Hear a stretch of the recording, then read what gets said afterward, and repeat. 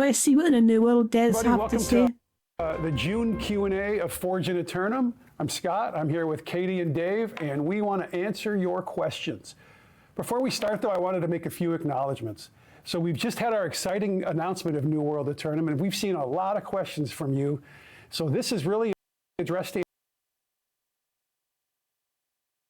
You mean the fact that they decided to go on about console and say it's a solo player game and just ignore the fact that it's been on PC?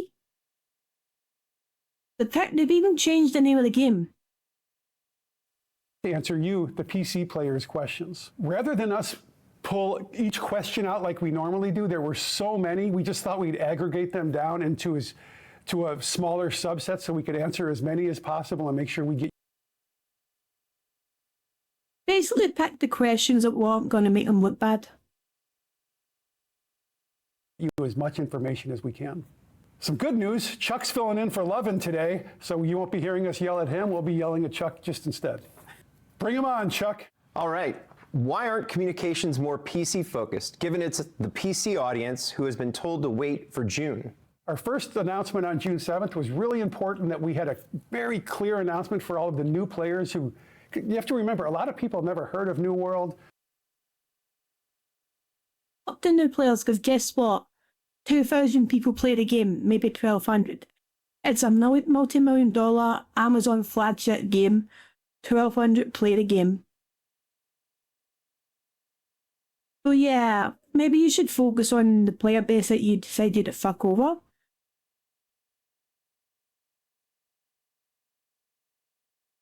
And how do you solve the problem with that happening? One server,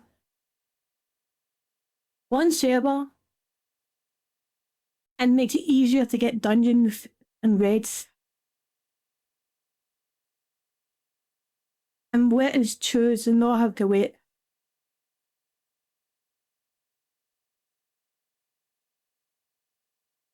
And a lot of people actually like New World, it's just the devs don't have a fucking clue what they're doing.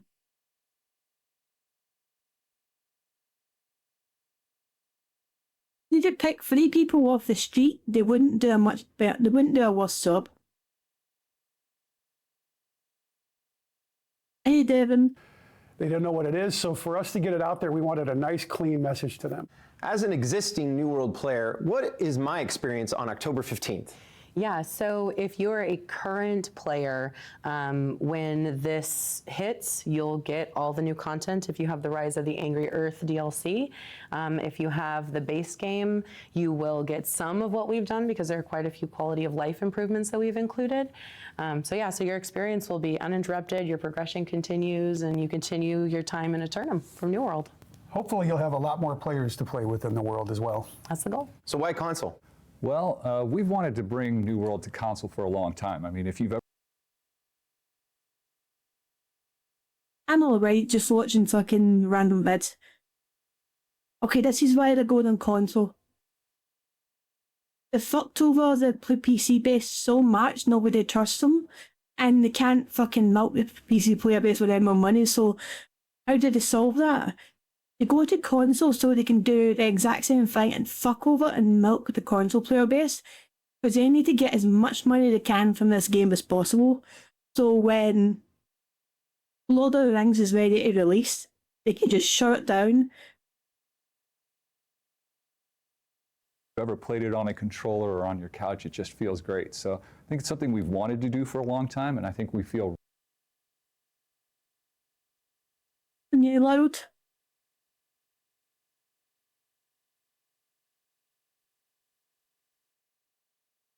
ready now, and I think it's, like you said, it's going to bring a lot of new players to the game, which will be exciting. What is being added for existing PC players come October 15th? A lot. So I'm going to start with the PC players who own Rise of the Angry Earth. Cutlass Keys has been up-leveled, and part of that up-leveling is a new free-for-all zone and a new 10-person raid that's a real raid. Okay. 3 bosses, the true progression, and it's really, really hard. They're going to get a whole new entry-level experience. Actually, everyone's going to get this. A new Fatui. The story has been modified. We've added some new characters to the beach. But how we tell the story is going to be vast. They Basically, what they're doing is at the start of the game, rather than like when you log in, you'll get a random weapon. At the start of the game, you get to choose what weapon you want. Vastly improved. We've had an enhanced dialogue system, which is basically cinematic cameras that zoom way in. You'll actually see yourself in the conversation with the NPCs. But this has got to be jarring as fuck. I had to turn it off in World of Warcraft, but then I'd on doing just that, and it had to get turned off because it is so fucking horrible. What else have we added, Katie? There's a lot of stuff. Yeah, so we've made arenas cross-world. We've also added matchmaking. It's great when they've got arenas, but let's just fix their netcode or just take the whole game and port it on Unreal Engine. It's dog shit. It's dog shit. I'm sorry. It is what it is. The combat's dog shit. The netcode is horrible. They either need to find a way to port the game over to Unreal Engine or just delete the game. Which is super cool. And we've done optimizations across the game that PC players are going to get to benefit from, which I think is great. Dave, is there? Gear score increase, I don't think we mentioned. Did you mention solo trials? So, I did not. So we have these amazing solo trials that you get throughout the MSQ experience, but like you experience them once and then you're like, man, I wish I could do that over. Well, we've got it. Now we've made it an end game experience for solo players. You can do 3. Basically, what they're saying is because it's so impossible or hard as fuck to get a party in the group to actually play the game, they had to add solo content for people to actually play the game. I won't spend in like an hour shouting for people to try and get a group for a dungeon. You can now do the solo content. This is not a feature, this is a necessity. 3 a day, you get cool rewards, you get to see these cool fights again. Yeah, they're up-leveled so that they are true endgame. I think it's going to be super exciting. And Katie mentioned performance improvements. I want to make sure we're really clear. There's going to be a lot of performance improvements for the PC players, a lot. And a lot of quality of life improvements, especially for the PC players who are using a gamepad now. But across the board, you'll see them, and there's been so many changes. I'm sure we're forgetting some, but we're going to have a graphic that shows you all of those here playing in a minute. Why is New World Eternum called an ARPG and not an MMORPG? Well, you can still play Eternum the way you've always played it, but because of all of the changes we've done to the storytelling, basically they made it a single player game, and well, they made it a single player light or an MMO light. They took away the features that everybody wanted to play in the MMO part, and because it's going on console players don't want to play an MMO, they want to play an RPG. And how do you get them to buy the game? Tell them, make them think, trick them into getting the game, and make them think. It's a single player ARPG, and then when they get the game and they realise that, oh, this game plays like shit. It's fun, because it got a good things to it, but it plays like shit. Maybe in the controller you don't notice it as much.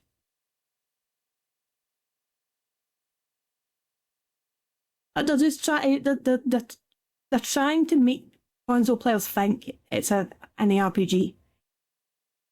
the way we tell the story, because of the way our camera and combat and navigation work through the world, we feel like, you know, we're across so many genres, but this pushes us solidly into the ARPG, which is a little more well-known on console. Is New World Eternum a separate game? No, it is the continuation of New World. It is an update to it that brings a ton new.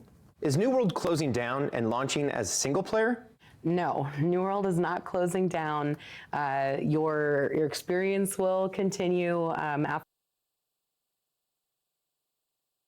It's not closing down yet. They want to make sure that they can milk enough money from every possible avenue. And when they've done that, they'll probably shut down. after this update, there is definitely a lot of opportunity for a solo experience that's coming with this. We have the updated main story. What I mean by a solo experience is, let's find out. Okay, no, we'll do this. New World database. We'll look it up right now.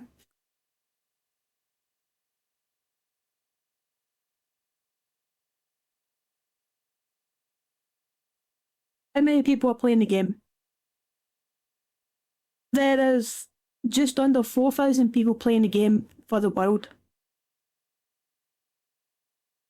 There is 1,200 people in Europe, 1,600 people in fucking the US.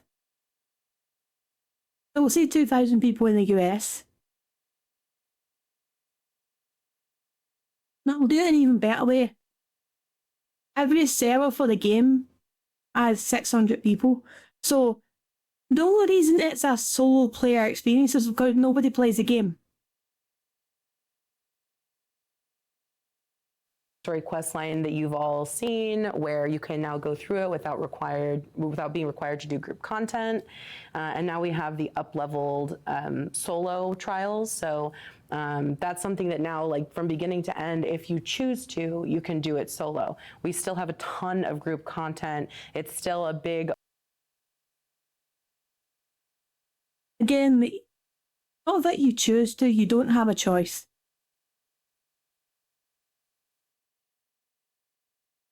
If you want to play with friends, good luck, because you might spawn at a completely different starter zone.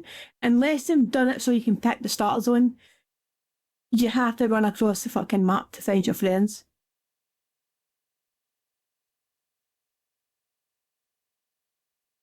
And even now, following the story, most of a lot of stuff you need to do solo.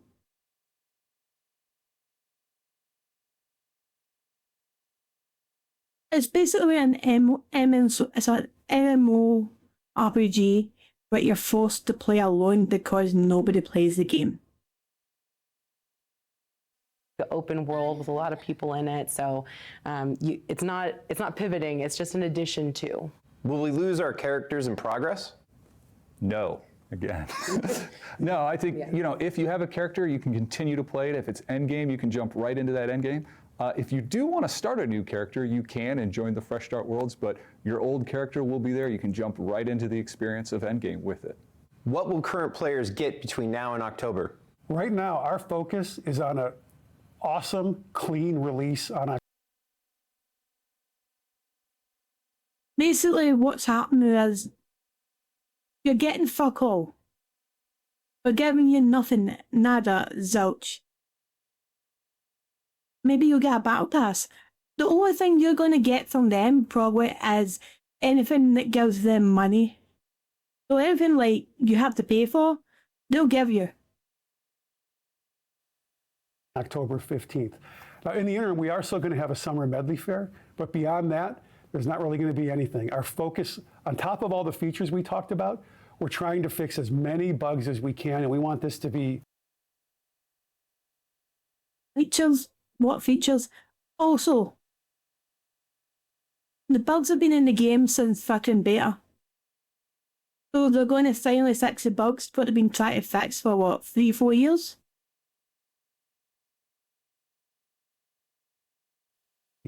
Just a super polished experience. We're very, very excited for that launch date, and we want to do it right at high quality. Yeah, and we also, I mean, it's worth mentioning that we're going to have a couple testing opportunities coming up. One is going to be specific for consoles because that's a technical test. And then the other one is going to be across all platforms, so PC players can participate in that. And in addition, one thing that I know is just like a separate call out, and maybe not a lot of people have been asking about this, but I think it's super cool that we have a pre-order bonus for a console that if you're on PC and you log into your character between June 7th, which was our announced date, and October 14th, you get access to that, which is the Azos Stalker Dire Wolf mount. Are seasons going away? When is the next season coming? No, seasons are not going away. We're committed to the seasonal model and bringing players regular cadence of content. The next season is with the New World Eternum launch on October 15th. Yeah, so they're giving us regular content, or they're giving you regular content, but you're just not getting any content until October.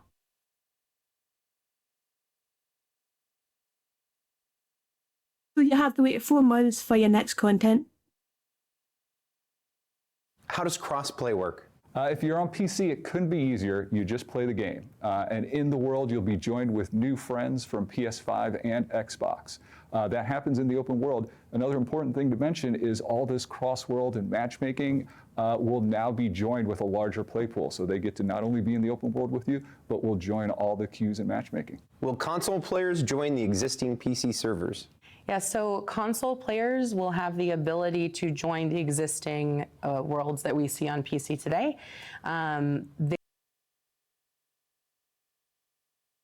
yeah, there are 30 people over, and the whole reason nobody plays the game is because of their server system.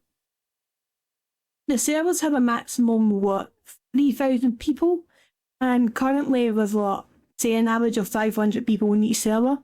Maybe 400 people in each server across the world.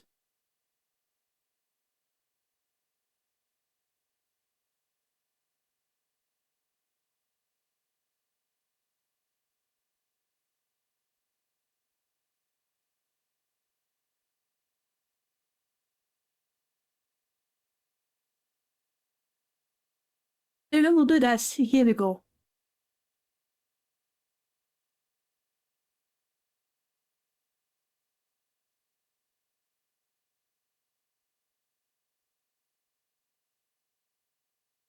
That's all of New World servers. Playing the same. This is how many people are playing the game.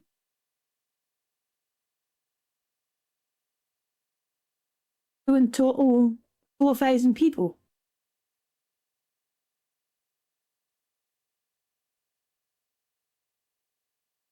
$4,000 people across 12 servers.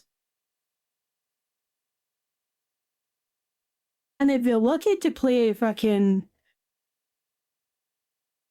on some of the further away servers, you get to play with 15 people. Those 15 people are going to have the worst possible time.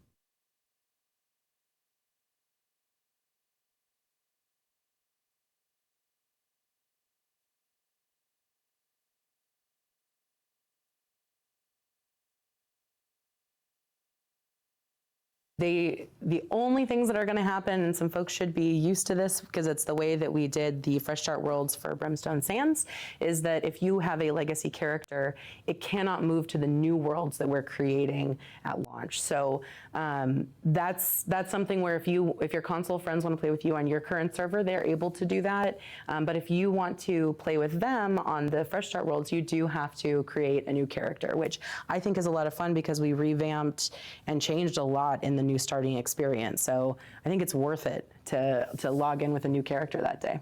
Will PC players who only have the base game and not Rise of the Angry Earth expansion still be able to play after October? Absolutely.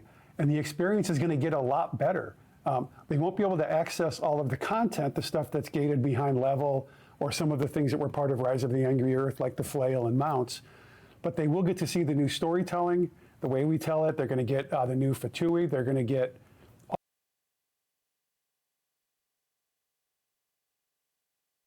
Wait, there's more.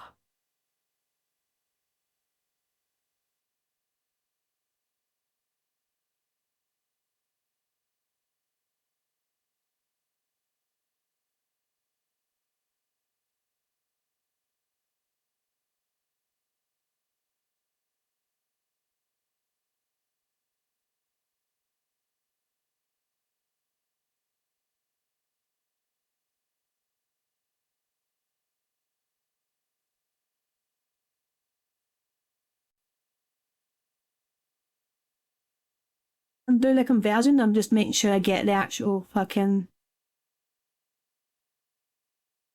I want to get the full price of the game. I want to get full experience. Okay, right now, currently, if you want to buy New World plus expansion, it's $75. Now, if you want a MMO that 4,000 players play, and it's not getting any new content until October. $75 is what you have to pay.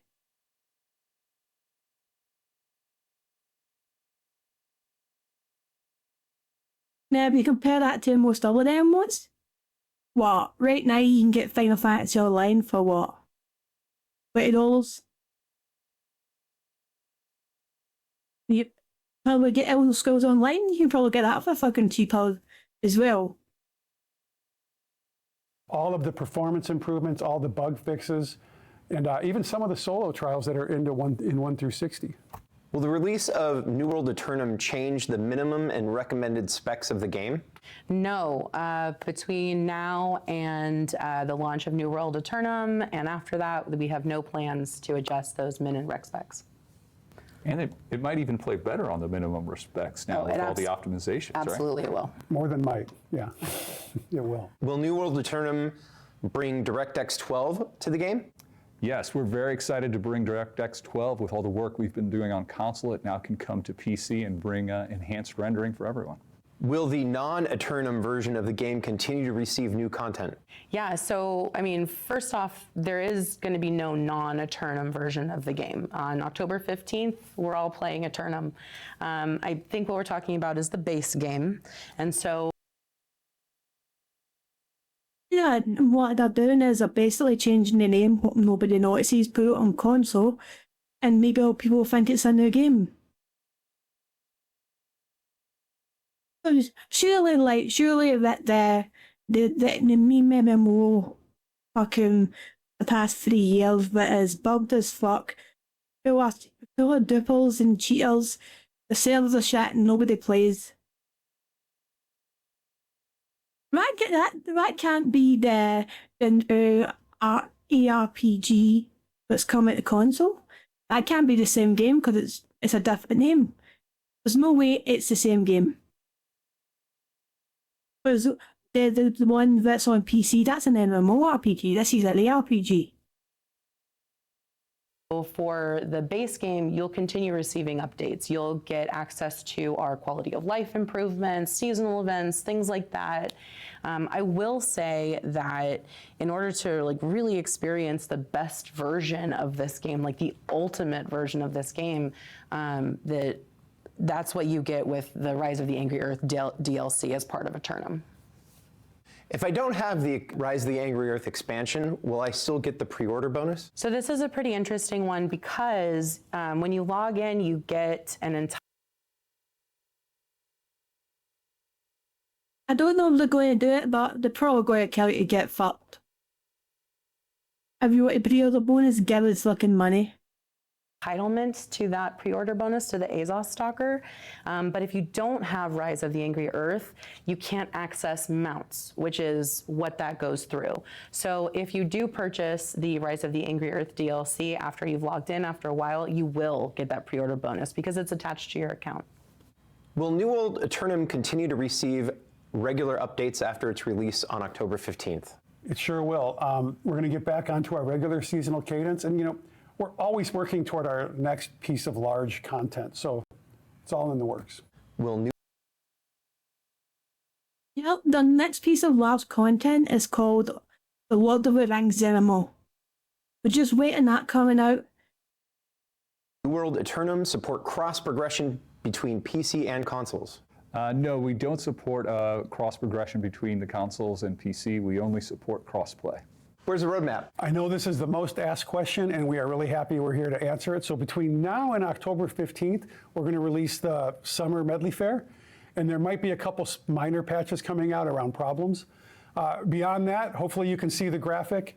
Things I'm most excited about are the 10-player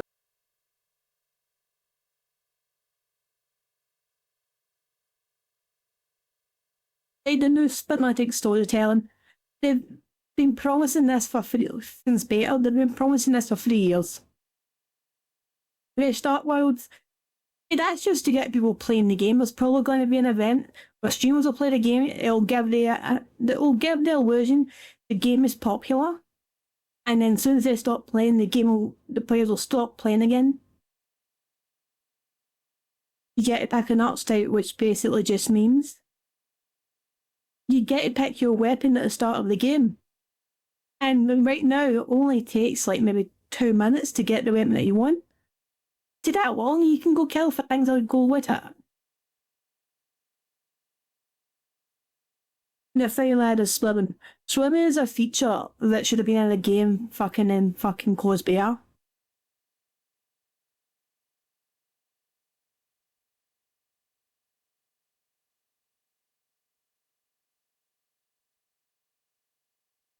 And obviously a new starting experience.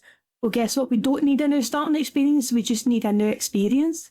So maybe it's time to just close the game and just fucking moved on. Raid, the new PvP zone, which is going to be awesome. Matchmaking, we're up-leveling Cutlass Keys with new quests and enemies. I know you've all asked for swimming, so we have swimming, and there's a bunch of other things that you can see here. Yeah, and then after Eternum launches, we will be able to put out the 2025 roadmap. So super excited for that. Hey, thank you very much for the questions. We appreciate the passion. It took them 3 years to add swimming. Now, I'll be honest, I think Wearing Kids were lucky that they didn't release an expansion and made swimming the main feature. I'm surprised they didn't do that. They could have charged $30 for an expansion just so you can swim. Dave and Katie, thank you so much for answering them with me. To all the players, we will see you in Eternum.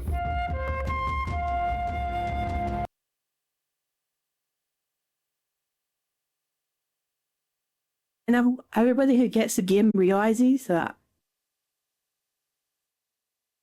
the